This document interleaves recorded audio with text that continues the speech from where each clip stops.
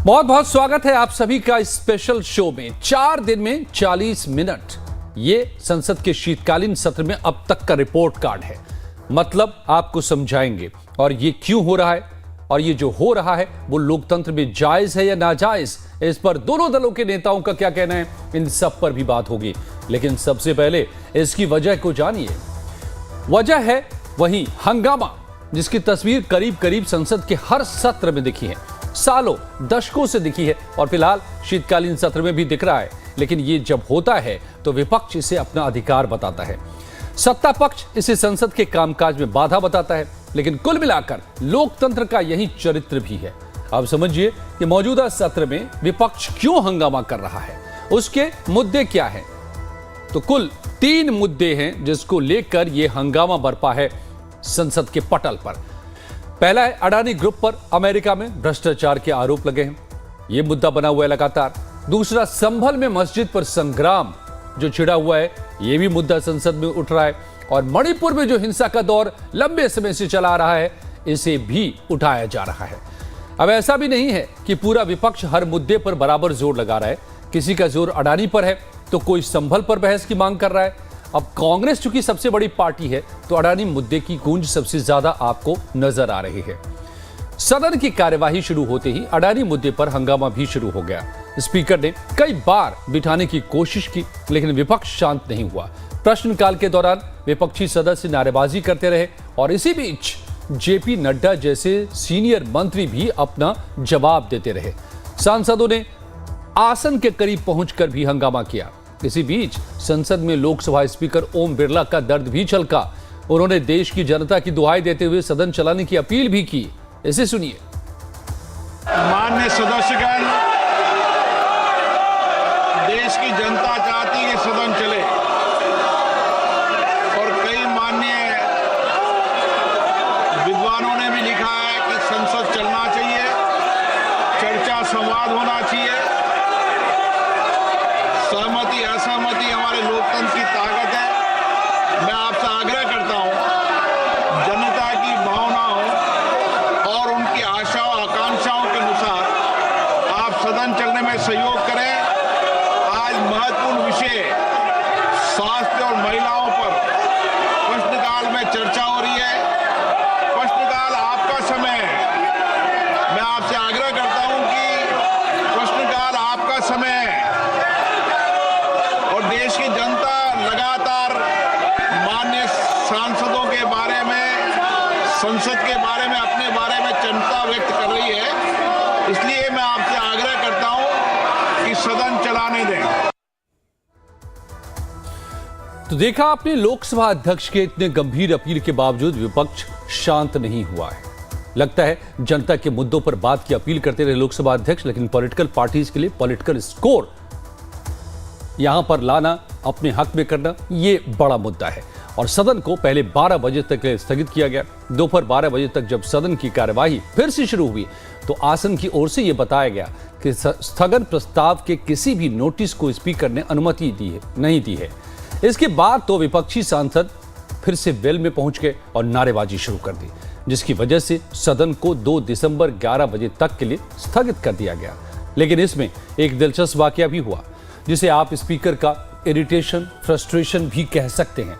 हुआ ये कि प्रश्नकाल के दौरान कर्नाटक के मैसूर से बीजेपी के सांसद यदुवीर वाडियार ने स्वास्थ्य मंत्री से एक सवाल पूछा, लेकिन हंगामे की वजह से सांसद का सवाल सुनाई नहीं दिया। ओम बिरला ने स्वास्थ्य मंत्री प्रताप राव जाधव से जवाब देने को कहा, लेकिन मंत्री जी ने इशारा करके बताया कि आवाज सुनाई ही नहीं दी। तो स्पीकर ओम बिरला ने कहा कि ऐसे ही सवाल सुनकर जवाब देना पड़ेगा।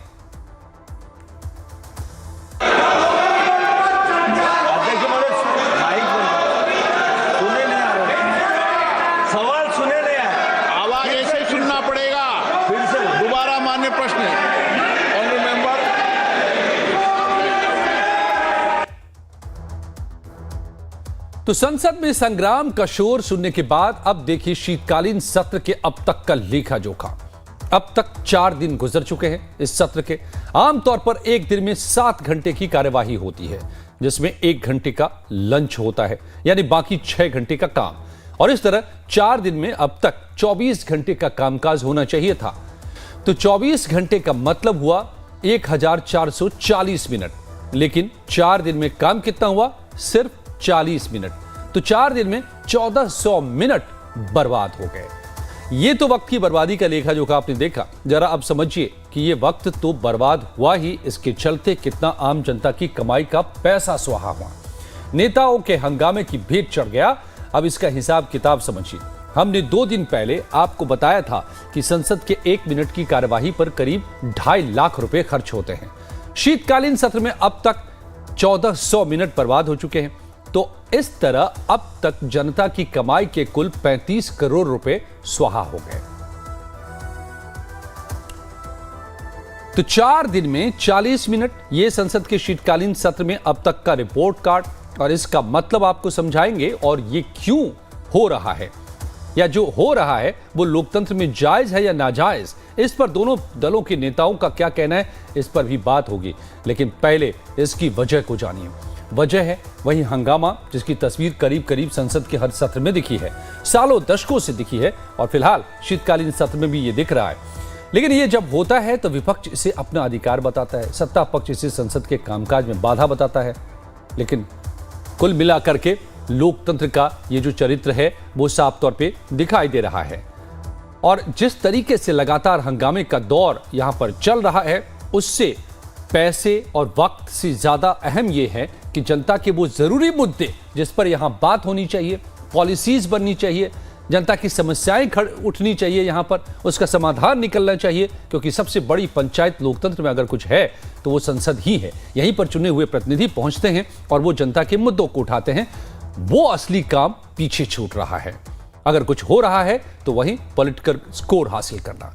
तो सत्ता पक्ष की ओर से विपक्ष पर जनता के उसी पैसे की बर्बादी का आरोप लगाया जा रहा है। हरियाणा महाराष्ट्र की हार का बदला ये लोग, जनता ने जो उनको हराया उसका बदला वो जनता के पैसों पर यहाँ आके इतने बड़े देश के सबसे बड़े पंचायत में कर रहे हैं, और देश के अच्छे कामों को रोक रहे हैं। अच्छे बिल पास होते, अच्छी रचनाएं होती, अच्छी चर्चा होती, सकारात्मक राजनीति तो ये लोग समझते ही नहीं है। वो तो देखिए, बहुत पहले बहुत लोगों ने कह दिया, आप लोग कहते हैं, लोग कहते हैं सदन नहीं चल पा रहा है। इसके 2 पहलू हैं। पहला पहलू तो ये है कि हमारी बहुत ही अच्छी मित्र और देश की बहुत अच्छी नेता या नेत्री सुषमा स्वराज जी ने, या हमारे बहुत अच्छे मित्र और देश के कद्दावर नेता अरुण जेटली जी, ये तो भरी सभा में, लोकसभा में कह चुके हैं कि पार्लियामेंट का फंक्शनिंग का या नॉन फंक्शनिंग जो है वो भी डेमोक्रेसी का एक हिस्सा है। ये तो जब ये करते हैं तो ठीक है, और हम लोग या हमारे लोग कर रहे हैं तो गलत है। ये कैसे होगा? मीठा मीठा गप गप और कड़वा कड़वा थू थू ये नहीं चलेगा। ठीक है, ये अपनी मांग है इनकी, और जो मांग है, मैं अभी किसी का नाम नहीं ले रहा हूँ, लेकिन मैं समझता हूँ कि इंडिया ब्लॉक में राहुल गांधी के जज्बात में, उनकी आवाज़ में, उनका जो जज्बा है या उनकी मांग है, उसमें बहुत दम है। और इसकी पूरी पड़ताल, जांच पड़ताल होनी चाहिए। और जिनका भी नाम लिया जा रहा है, they must come out clean, उनको क्लीन होकर निकलना होगा। ऐसे हर बार पिछली बार की तरह या हर बार आप कारपेट के अंदर दबाते जाएंगे तो बात नहीं बनेगी, बल्कि बात बिगड़ती जाएगी।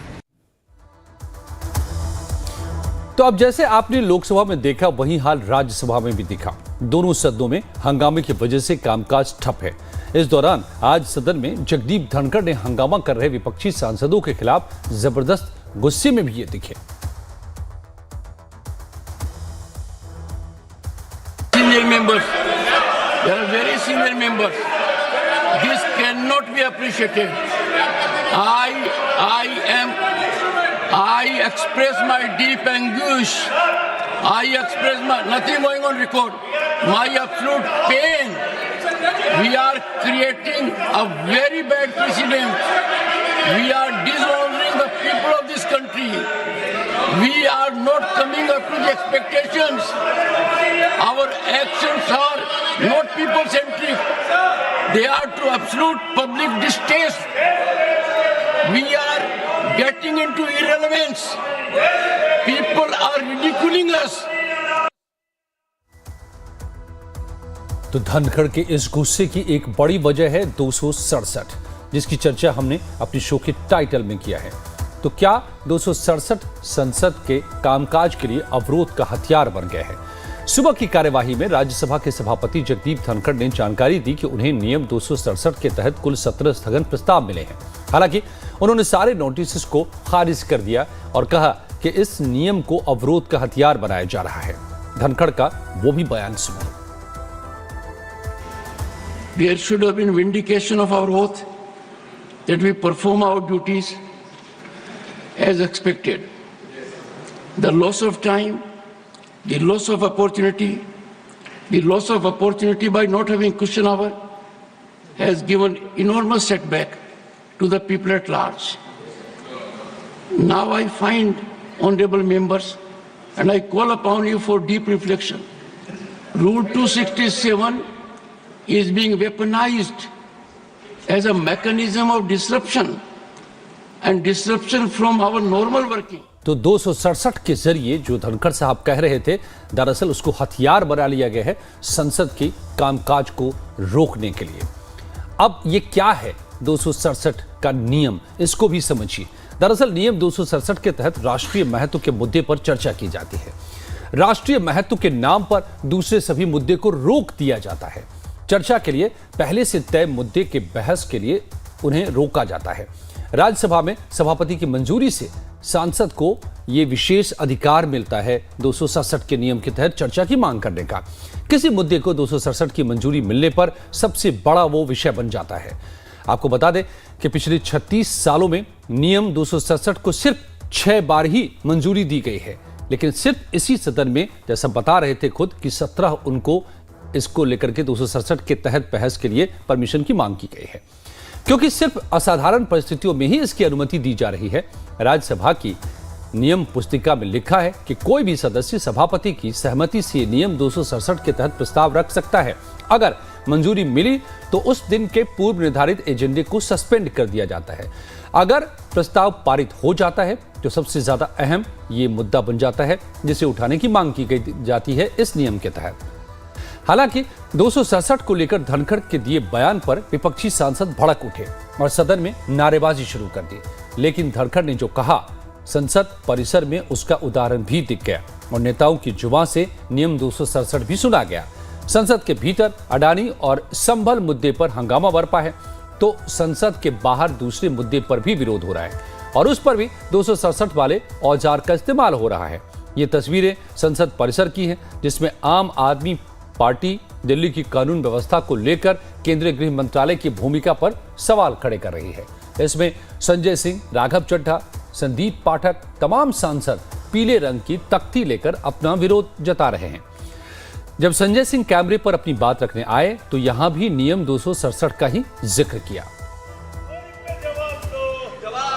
देश की राजधानी अपराधों की राजधानी बन गई है और इसलिए मैंने आज 267 का नोटिस दिया है कि सदन में आके गृह मंत्री दिल्ली की कानून व्यवस्था पे जवाब दें। यहाँ राष्ट्रपति रहते हैं, यहाँ पर प्रधानमंत्री रहते हैं, गृह मंत्री रहते हैं। गृह मंत्री के नाक के नीचे उनके घर के आसपास के कई किलोमीटर के अंदर, 10 किलोमीटर के अंदर रोज हत्या हो रही है, बलात्कार की घटनाएं हो रही हैं। दिल्ली को बर्बाद कर दिया इन्होंने। तो बेटियों को पढ़ाने की जिम्मेदारी आम आदमी पार्टी की सरकार की थी, केजरीवाल जी की थी। बेटियों को पढ़ाने का काम हमने किया और बेटियों को बचाने की जिम्मेदारी केंद्र सरकार और मोदी सरकार की है, अमित शाह की है। वो उस पर जवाब भी नहीं देना चाहते। तो शीतकालीन सत्र में कुल 19 दिन थे, जिसमें 4 दिन धुल चुके हैं। कुल 16 बिल पेश किए जाने हैं, 11 पर चर्चा होनी है और 5 मंजूरी के लिए पेश होंगे। लेकिन अभी ये सब कुछ में से कुछ भी नहीं हो पाया, क्योंकि 29 नवंबर का ब्यौरा तो हमने आपको अब तक दे ही दिया है। इससे पहले पिछले 3 दिनों में कोई भी कामकाज नहीं हो सका। 25 तारीख को पहले दिन काम के नाम पर कुल जबानी बहस हुई। इसमें बड़े बड़े लोग शामिल थे। राज्यसभा में सभापति जगदीप धनखड़ और नेता प्रतिपक्ष मल्लिकार्जुन खड़गे के बीच बहस हुई। सीखने सिखाने तक की बात कही गई। 26 नवंबर को संविधान दिवस की वजह से संसद बंद रहा। 27 नवंबर को फिर अडानी और संभल मुद्दे पर जबरदस्त हंगामा हुआ। 28 नवंबर को खबरों में प्रियंका गांधी छाई रही। इन्होंने पहली बार संसद पहुंचने के बाद शपथ ली थी। इसके अलावा संसद में सिर्फ हंगामा हुआ, कोई काम नहीं हुआ। तो लगातार ये 4 दिन में 40 मिनट, बाकी के समय हंगामे की भेंट चढ़ चुका है। तो आइए, ये जो हालात बन रहे हैं, आखिर इससे क्या हासिल है, क्या लक्ष्य है, क्यों ये हालात नहीं खत्म हो रहे और इससे क्या खत्म हो पाएंगे। मेरे साथ यूसुफ अंसारी साहब वरिष्ठ पत्रकार जुड़ गए, नवीन उपाध्याय साहब वरिष्ठ पत्रकार। आप दोनों का बहुत बहुत स्वागत है। नवीन जी, पहले आपसे समझ लूं मैं कि ये 4 दिन में 1440 मिनट हमने हिसाब किताब बताया अपने दर्शकों को, और उसमें से 40 मिनट का कामकाज, 1400 मिनट हंगामे की भेंट। तो क्या हमारे नेता को कोई फिक्र होती है? देखिए, जो इस विंटर सेशन में हो रहा है, ये एक रूटीन अफेयर हो गया है। पिछले कई सालों में अगर आप देखिएगा, 10 साल 15 साल में चले जाइए बैक इन टाइम, तो पार्लियामेंट्री डेमोक्रेसी एक माहौल बन गया है। क्योंकि पार्लियामेंट और असेंबली का काम क्या था, उसमें इसलिए बने थे, वो इसलिए बने थे कि राष्ट्रीय महत्व के मुद्दों पर डिस्कशन हो सके और पब्लिक के कंसर्न्स को रेज किए जा सके। तीसरा काम क्या था, लॉ मेकिंग। अब पार्लियामेंट क्या हो गया, पार्लियामेंट हैज बीन रिड्यूस्ड एक लॉ मेकिंग के लिए, और लॉ मेकिंग जो था वो कंसेंसस से प्रयास होता था कि उस पर डिबेट हो और अपोजिशन अगर कोई वैलिड पॉइंट रेज कर रहा है उसको भी सुना जाए, तब वोट हो और तब उस पर ये किया जाए। ये सारा फार्स हो चुका है। अब जो है लॉ मेकिंग जो बनता है, वो हंगामे में लॉ बनाए जाते हैं, न उस पर वोटिंग होती है, न उस पर डिस्कशंस होते हैं। और ये इंटायर एक्सरसाइज जो था पार्लियामेंट का, वो एक माहौल बन गया है। मेरा मानना है कि जिस तरीके से अगर कोई गवर्नमेंट सर्वेंट काम नहीं करता है, उसको सैलरी नहीं दी जाती है, हम और आप अगर अपने किसी संस्थान में काम कर रहे हैं और जाके वहां काम नहीं करेंगे तो हम लोग को सैलरी नहीं दी जाएगी। तो हमारे जो ये पार्लियामेंटेरियन है, जो दूसरे के लिए लॉ बनाते हैं, दूसरों के लिए इतना स्ट्रिक्ट रहते हैं कि अगर 5 मिनट ऑफिस जाएगा तो उसका सैलरी काट लीजिएगा, इन लोगों को भी ये पेनाल्टी होना चाहिए कि अगर इस पार्लियामेंट को माहौल बना रहे हैं तो आपके भत्ते और आपके जो वेजेस मिलते हैं वो उनको काट लेना चाहिए। बिल्कुल, बड़ी बड़ी बात आप कह रहे हैं, और ये अपने आप में दिलचस्प भी है। और इस तरह के नियम आए तो शायद, लेकिन ये नियम तो लाएंगे भी ये खुद ही माननीय, सारे इन्हीं के क्षेत्र की बात है ये। तो ये आज तक जी, मैं यूसुफ साहब को भी ले लेता हूं नवीन जी डिबेट में। यूसुफ अंसारी साहब, क्या ये जो कह रहे थे नवीन जी कि दरअसल ये मखौल बन गए, मुझे तो लगता है कि उससे ज्यादा ये कहीं ना कहीं पॉलिटिकल एक ग्राउंड के तौर पर इस्तेमाल किया जाता है सदन के पटल को, कि सभी कैसे अपने अपने पॉलिटिकल स्कोर यहां पर सेटल कर सके, कैसे पॉलिटिकल मैसेजिंग कर सके। कोई मतलब नहीं है जनता के कामकाज से।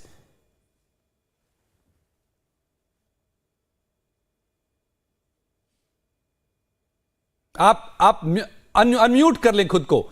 You are mute. यूसुफ भाई, आप म्यूट हैं।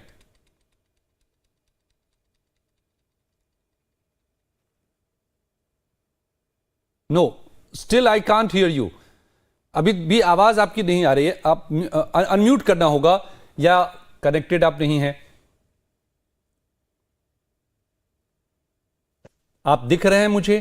जी, जो आपने कहा, जी जी जी बिल्कुल। तो जैसा कि आपने कहा कि भाई राजनीतिक दलों ने इसे राजनीति का अखाड़ा बना दिया है, सदन के संसद के सदनों को, सदन के पटल को। ऐसी बात नहीं है। राजनीतिक दल राजनीति ही करते हैं, और राजनीतिक दलों के चुने हुए नुमाइंदे राजनीतिक प्रोसेस से चुन के सदन में पहुंचते हैं। उनका काम फुल टाइम राजनीति करना है। वहां सरकार भी राजनीति करती है, विपक्ष भी राजनीति करती है। और हमारे जो लोकतंत्र के संस्थापक रहे हैं, और संविधान में भी इसकी गुंजाइश है कि भाई पॉलिटिकल प्रोसेस चूंकि है, लोकतंत्र देश में है और किसी की आवाज को दबाया नहीं जा सकता। तो संसद जो है, संसद की जब कार्यवाही होती है तो सरकार संसद के प्रति जवाबदेह है। आखिर विपक्षी दल अगर सरकार से सवाल नहीं पूछेंगे और सरकारें सवालों से भागेंगी तो काम कैसे चलेगा? अभी ये बताइए, आपने पूरी रिपोर्ट दिखाई कि 40 दिन, 10-10 मिनट 4 दिन संसद में नामचारे का काम, फॉर्मेलिटीज है, वो कुछ कार्यकाज में नहीं कह सकते हैं। वो हुआ है। एक दिन तो संविधान सभा की याद 75 साल पूरे होने पर कार्यक्रम में निकल गया, और करोड़ों रुपए का भी हवाला दिया गया। तो ये तो हर करोड़ों रुपए संसद की कार्रवाई पर शुरू से खर्च होते रहे हैं। जो पार्टी आज सत्ता में है, जब वो विपक्ष में थी, हमने उसको भी देखा है हंगामे पर, पूरा सत्र हंगामे करते हुए देखा है। तो ये कोई नई बात नहीं है। बात यह है कि क्या विपक्ष जिन सवालों को उठा रहा है, सरकार से जिन सवालों पर वो जवाब चाह रहा है, तो सरकार क्यों नहीं बताती साहब वो किस मुद्दे पर बहस करेगी। 267 का जो अभी आपने जिक्र किया कि उसे पॉलिटिकल हथियार या सभापति राज्यसभा के सभापति ने जो टिप्पणी उस पर की है, मुझे लगता है वो गैर वाजिब टिप्पणी है। 267 एक नियम है, राज्यसभा की कार्यवाही संचालित करने का नियम 267 है, जिसके तहत नोटिस दिया जा सकता है कि संसद के सारे कामकाज रोककर पहले महत्वपूर्ण मुद्दों पर चर्चा की जाए। अभी आपने कहा नहीं, लेकिन कि भाई यूसुफ भाई, ये भी हमने एक जो डेटा दिखाया कि अभी तक सिर्फ 6 बार इसकी इजाजत मिली है इतिहास में। नहीं, मुझे कहने 75 सालों में मैंने संसद की कार्यवाही मैंने कवर की है, और 267 के मुद्दे, 267 के नियम के तहत कई बार सदन के अंदर चर्चाएं हुई है, हमने सुनी, हमने कवर किया है। और 267 में एक नियम ये भी होता है जिसे लोकसभा में 183 के तहत कामों को प्रस्ताव दिया जाता है, उसी तरह संसद में 267 के तहत दिया जाता है।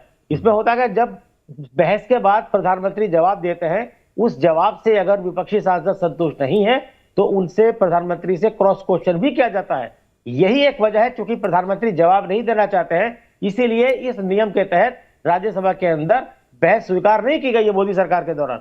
सबसे बड़ी वजह नहीं, तो फिर ऐसे में रास्ता क्या बचता है? बचते हैं। एक मिनट कि संसद चले तो कैसे चले? सदन को सुचारू रूप से चलाने की जिम्मेदारी सरकार की है, दोनों सदनों के सभापतियों की है। लोकसभा में लोकसभा अध्यक्ष की है, और राज्यसभा में उपराष्ट्रपति, जो कि राज्यसभा के उपसभापति है, उनकी है। अगर उन्हें लगता है कि भाई ये गतिरोध बना हुआ है, तो सर्वदलीय बैठक बुलाएं, सरकार के नुमाइंदों को बुलाएं, विपक्षी दलों के नेताओं को बुला के बातचीत का रास्ता निकालें। क्या पिछले 4 दिन में लोकसभा अध्यक्ष की तरफ से या उपराष्ट्रपति की तरफ से एक भी ऐसी कोशिश हुई कि भाई दोनों पक्ष बैठ के बात करें? हर रोज पार्लियामेंट के अंदर बिजनेस एडवाइजरी कमेटी की बैठक होती है, नवीन जी उस से बैठक भी की खबर कहां आपने दिखाई? कोई खबर? तो मेरा सवाल यह है कि मणिपुर में 1.5 साल से हिंसा लगातार जारी है, प्रधानमंत्री वहां जाते नहीं है, कोई स्टेटमेंट उनका नहीं आया है, पूरी दुनिया वो घूम चुके हैं इस दौरान, मणिपुर पर नहीं बोलेंगे। अगर ओके, ये सारी बातें सदन में कहीं भी जा रही हैं और तमाम पार्टियां, कांग्रेस भी कह रही है, तो इन मुद्दों को उठाया जा रहा है यहाँ पर, ये भी हमने बताया है यूसुफ साहब। तो हम बात कर रहे हैं, सरकार को बताना चाहिए कि वो कब इस पर जवाब देगी। यूसुफ साहब, हमारा यहाँ मुद्दा ये है कि सदन का फंक्शन कैसे हो, अगर नहीं हो रहा है तो क्या हमारा नुकसान हो रहा है। मुद्दा ये है, किन किन मुद्दों को लेकर के हो रहा है मैं बता चुका हूं अभी अपने। नवीन जी, तो सवाल ये है कि किसकी जिद की वजह से, या फिर सदन तो नियम के हिसाब से चलता है, नियम सभी चीजों के वहां पर दिए हुए हैं, और नियम के तहत क्या नियम नहीं माने जा रहे, विपक्ष नहीं नियम मान रहा, सरकार नहीं नियम मान रही, कैसे फंक्शन होगा? देखिए, पार्लियामेंट चलता है केवल नियम से नहीं, पार्लियामेंट का कन्वेंशन है, पार्लियामेंट एक ट्रेडिशन है, और पार्लियामेंट एक समझ से चलती है कि कौन से राष्ट्रीय मुद्दे हैं, कौन से मुद्दे अर्जेंट हैं, जिन पर डिस्कशन होना चाहिए। हमको समझ में नहीं आ रहा है कि ये अदानी का मुद्दा जो है, इससे बड़ा मुद्दा क्या हो सकता है कि एक इंडिया का मतलब बिगेस्ट इंडस्ट्रीज जो है इंडाइटेड हुआ है यूएस के द्वारा, गवर्नमेंट एमईए उस पर स्टेटमेंट दे रहा है आउट ऑफ पार्लियामेंट, लेकिन अंदर पार्लियामेंट में क्यों डर रहे हैं डिस्कस करने के लिए। उसी तरह मणिपुर का मुद्दा इतना वाइटल मुद्दा है, अभी 10,000 आप पैरामिलिट्री फोर्स भेजे, वहां पर कंप्लीट अनरेस्ट है, एनार्की है, क्योस है, 50,000 लोग डिस्प्लेस्ड है वहां पर। अगर वो मुद्दा डिस्कशन नहीं हो सकता है तो क्या हो सकता है?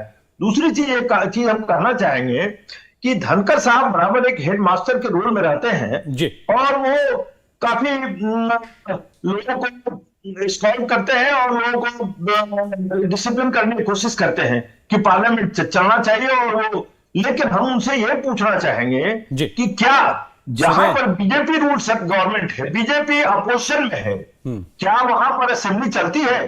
पूरे कंट्री में यही है। आज पार्लियामेंट में चूंकि बीजेपी रूल कर रही है गवर्नमेंट में, तो वो कहती है कि अपोजिशन एनार्की कर रहा है, लेकिन यही बीजेपी जब अपोजिशन में थी तो पूरे एक सेशन वॉश आउट हो गया था। आज के दिन में भी हम धनखड़ साहब से कहना चाहेंगे कि वो बीजेपी जहां पर अपोजिशन है वहां पर बीजेपी के कैरेक्टर को देखे। Okay. देखिए, दोनों पार्टियों को अपोजिशन और सत्ता पार्टी को बैठकर आपस में बात करना चाहिए। ये पार्लियामेंट अगर नहीं चल रहा है, ठीक है। पब्लिक के बीच में एक बहुत ही खराब मैसेज जा रहा है और हमको लगता है इसको रिजॉल्व करने की कोशिश करनी चाहिए। धन्यवाद, धन्यवाद आप दोनों का, नवीन जी, यूसुफ साहब, आप दोनों का बहुत बहुत शुक्रिया मेरे साथ जुड़ने के लिए। तो पार्लियामेंट चले, असली मसला यह है